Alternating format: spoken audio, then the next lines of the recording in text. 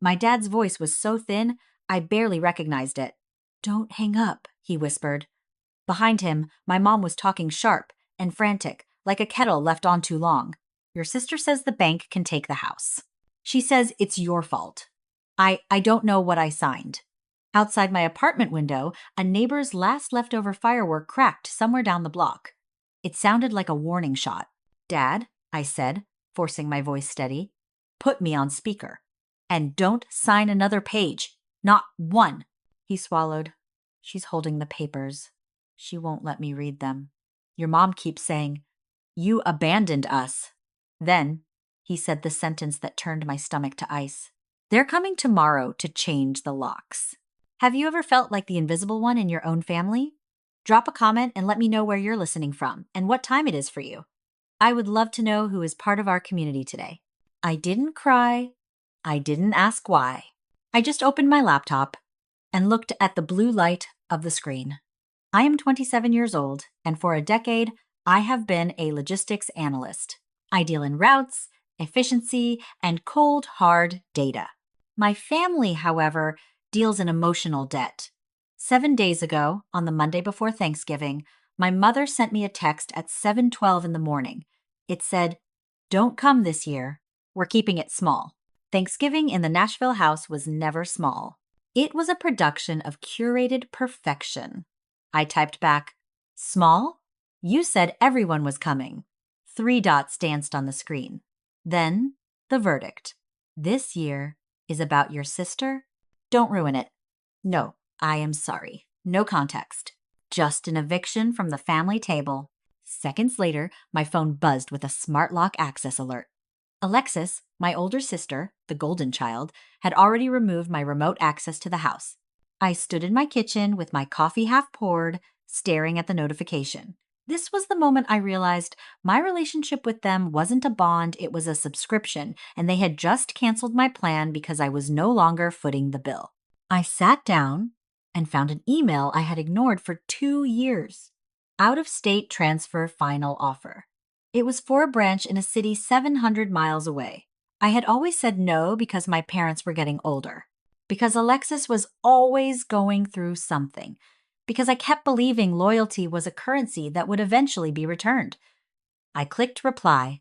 I typed, "I accept." The grief hit first, heavy and slow, but it was quickly replaced by a clinical clarity. I realized I had been staying for people who had already moved on without me. By noon, my supervisor called. By 3 in the afternoon, the relocation packet was in my inbox.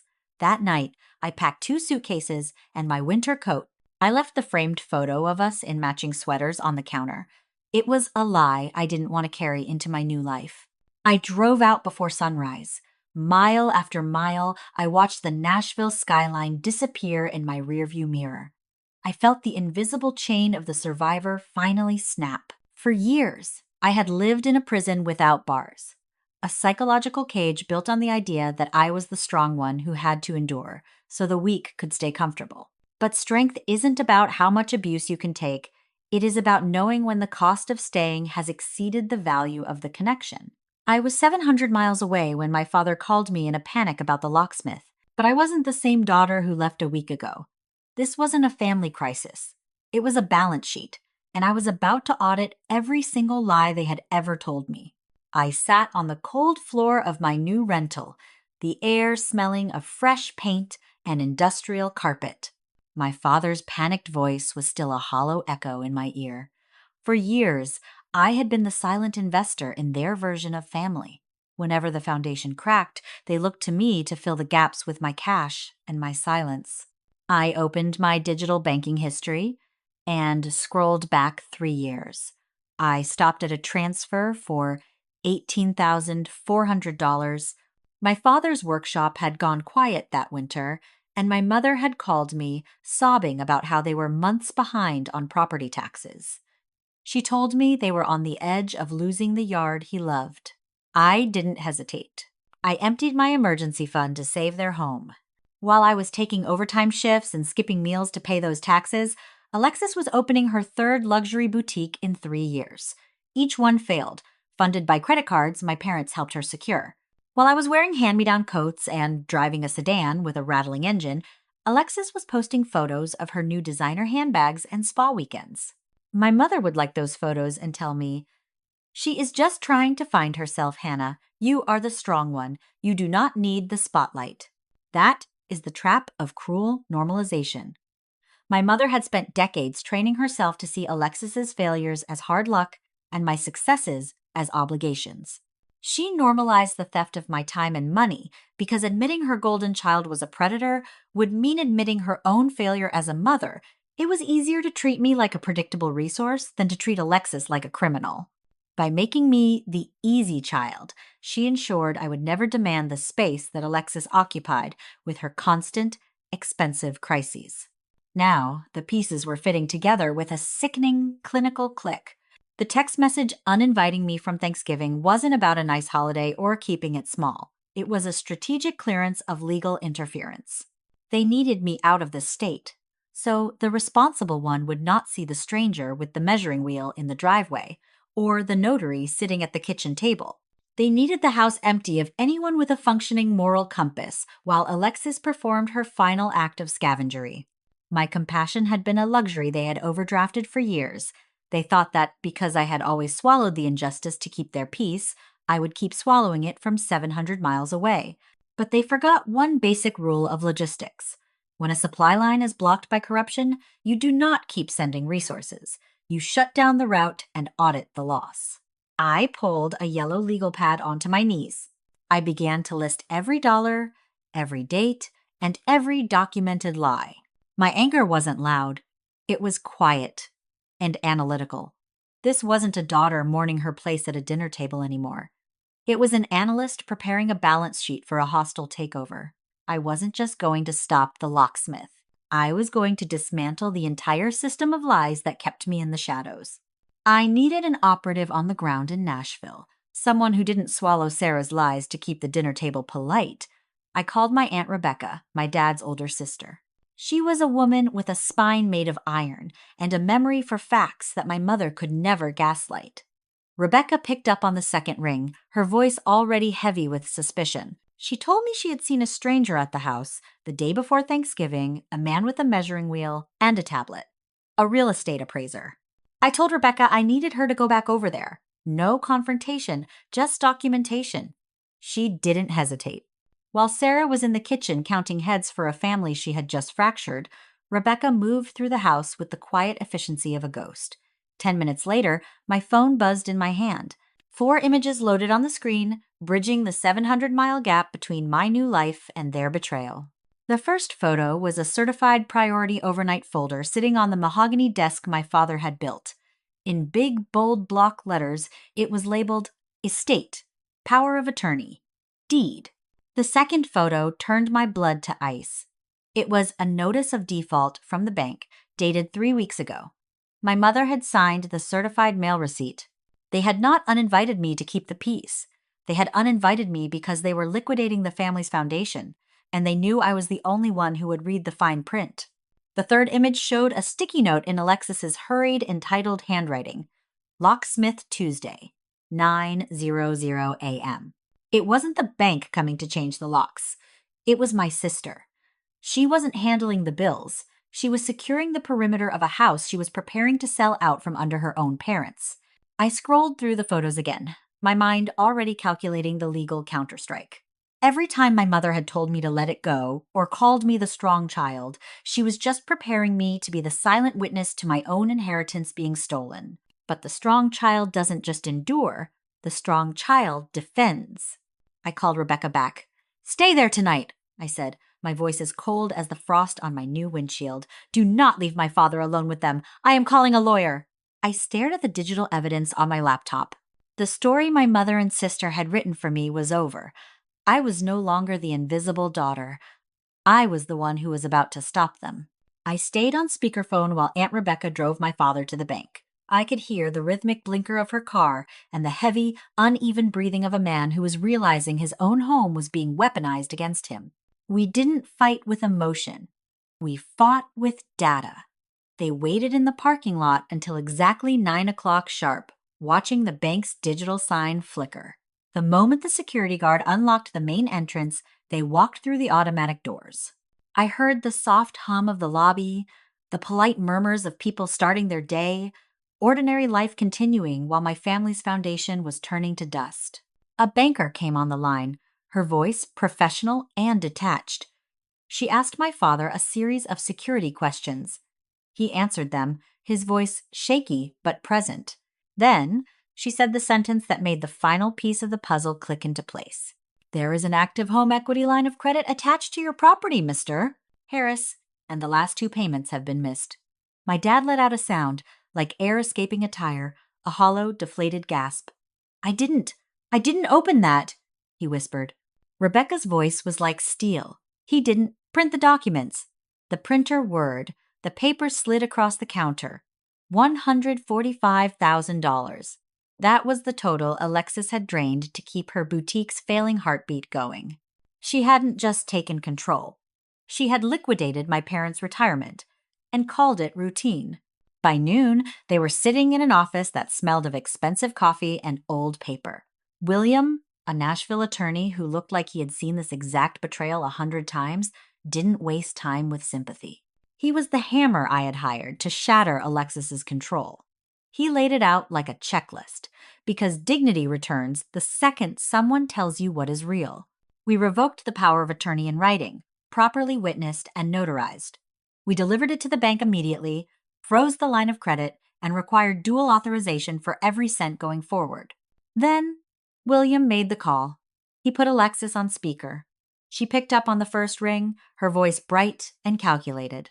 "Hi, is this about Dad? I've been trying to keep everything under control." William interrupted her, his tone as calm as glass. "Your father has revoked your power of attorney effective immediately. We are also requesting a full accounting of the $145,000 withdrawn through the home equity line."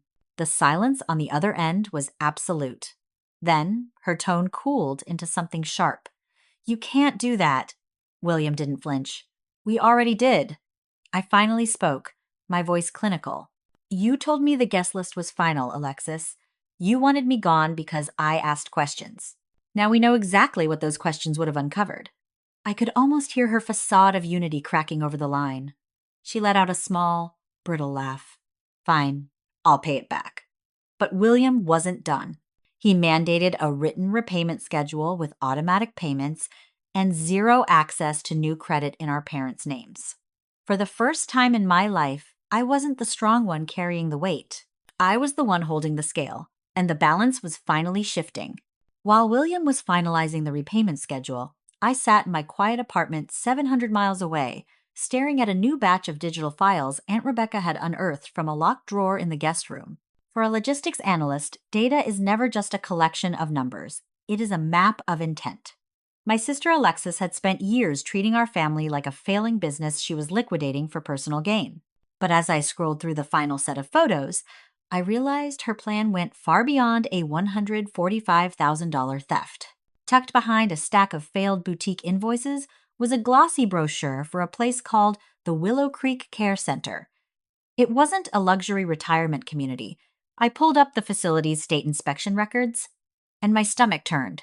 It was a substandard, low-budget facility 3 hours outside of Nashville, known for its lawsuits and lack of staffing. Beneath the brochure was the lethal discovery, a pre-admission agreement already signed by Alexis using her power of attorney with a move-in date set for this coming Wednesday. Alexis wasn't just stealing their equity. She was disposing of the witnesses. She had marketed our parents like obsolete inventory, ready to be shipped to a warehouse where no one would hear them complain. Then I saw the final document.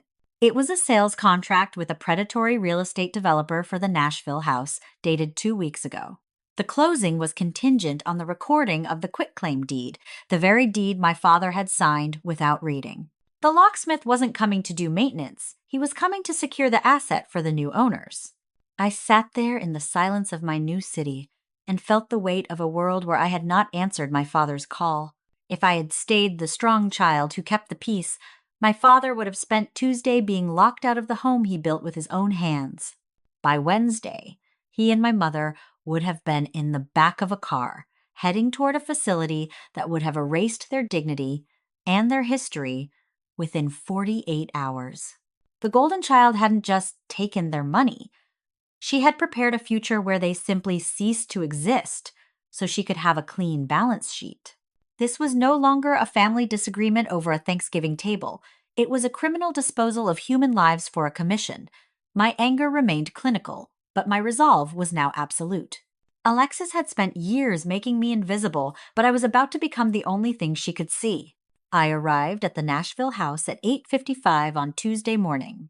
The air was crisp, smelling of damp leaves and the lingering wood smoke of a neighborhood that felt like a museum of a life I no longer occupied. I stood on the porch, the heavy manila folder from William's office acting as a shield against the cold. Exactly 5 minutes later, a white van pulled into the driveway. The locksmith hopped out, clutching a toolbox. He didn't see a family crisis. He saw a work order. I stepped in front of the door before he could reach the steps. "There has been a change in the work order," I said, my voice as level as a horizon line. I handed him a certified copy of the revocation of power of attorney and my father's identification. "The homeowner has officially revoked the authority of the person who called you. You are no longer authorized to touch these locks. You can bill the original caller for your time, but you need to leave this property immediately." The front door swung open before he could respond. Alexis stood there, dressed in a tailored wool coat, looking like she was ready for a ribbon-cutting ceremony. Her face, usually a mask of curated perfection, shattered the second she saw me. "What are you doing here, Hannah?" "You're supposed to be 700 miles away," she hissed, her voice a sharp contrast to the quiet morning. "I told you, the guest list is final." "The guest list is irrelevant when the host is being defrauded," I replied. I didn't raise my voice. I didn't need to. I simply held up the bank statement showing the frozen line of credit and the unrecorded quitclaim deed. As I watched her, I saw the illusion of power from an empty wallet begin to dissolve in real time. Alexis had spent years confusing having money with having a soul. She believed that her boutique bags and her social status made her untouchable, but it was all a hollow shell she had rented using our parents' stolen history. Her authority wasn't built on respect or love. It was built on a $145,000 line of credit that I had just disconnected. The second the flow of stolen capital stopped, the Golden Child ceased to exist, leaving only a desperate scavenger behind. Her composure didn't just crack, it evaporated. She went from screaming about my interference to begging in less than 60 seconds. "Hannah, you don't understand. The boutique. I have creditors. If I don't make the payment by Friday, they'll come for everything. I just needed the house as collateral for a few months." "You didn't need collateral, Alexis. You needed a reality check," I said. I handed her the court-mandated repayment schedule William had drafted. "You will repay every cent of that $145,000. You will not touch their accounts again, and you will never record that deed." My father appeared in the doorway then. He looked at the locksmith, then at Alexis, and finally at me. He looked older, but for the first time in years, the normalization cycle was broken. He didn't look at Alexis with the usual indulgent worry. He looked at her with the clarity of a man who had almost been erased. "She's right, Alexis," Matthew said. His voice was no longer thin. It was anchored. "You aren't help. You are control. And these locks are staying exactly the same." He turned to me and took the folder, his hand steady. The war was over, not because I had destroyed her, but because I had built a wall of facts she could no longer climb. The fallout was as quiet as a closed bank vault. In my world of logistics, every action has a reaction, and every debt eventually comes due. Alexis didn't go to jail, but she went somewhere much more painful for a Golden Child. She went to work. To avoid criminal fraud charges for the forged quitclaim deed, she signed a binding arbitration agreement. Her boutique was liquidated, and every cent from the sale went directly toward the $145,000 debt she owed my father. She is now on a court-mandated repayment schedule that consumes 70% of her monthly income. For the first time in 31 years, she is learning what it means to be responsible for her own failures. My father, Matthew, is safe. The foreclosure was cured using a portion of the boutique's liquidation, and the Nashville house is now protected by dual authorization alerts that go directly to both his phone and Aunt Rebecca's. Sarah, my mother, doesn't talk about keeping the peace anymore. She mostly talks about the garden. I think she realized that the peace she was protecting was just a thin layer of paint over a rotting structure. I returned to my new city 2 days later. The air here is different, sharper, cleaner, and entirely free of the expectations I spent 27 years trying to meet. My promotion at the logistics firm was finalized on Friday, and I now spend my days designing routes that actually lead somewhere. I rubbed my eyes this morning, trying to summon a lingering sense of regret for leaving my parents behind, but there was only clarity. This wasn't a family tragedy. It was a necessary audit. What I have learned is the justice of the seed sower. Most people think justice is about fire, about burning down the house of the person who hurt you. But true justice, the kind that lasts, is about planting. I didn't want to destroy my sister. I wanted to plant the seeds of a future where my father could sleep through the night without checking the locks. I wanted to build a world where strong doesn't mean being a doormat, and family doesn't mean a license to steal. I am thriving in my new role, not because of them, but because I finally stopped watering the weeds in their garden and started focusing on my own. Reconciliation isn't pretending the betrayal didn't happen. It is choosing truth, then choosing boundaries, and then, if there is anything left, choosing each other. If this story made you think of someone, an aging parent, a sibling who handles everything, or the quiet child who is always expected to be fine, share it with them. Let them know that it is okay to stop playing the role of the easy child. Subscribe if you want more grounded stories of real justice and real healing. Stay with me for the next journey.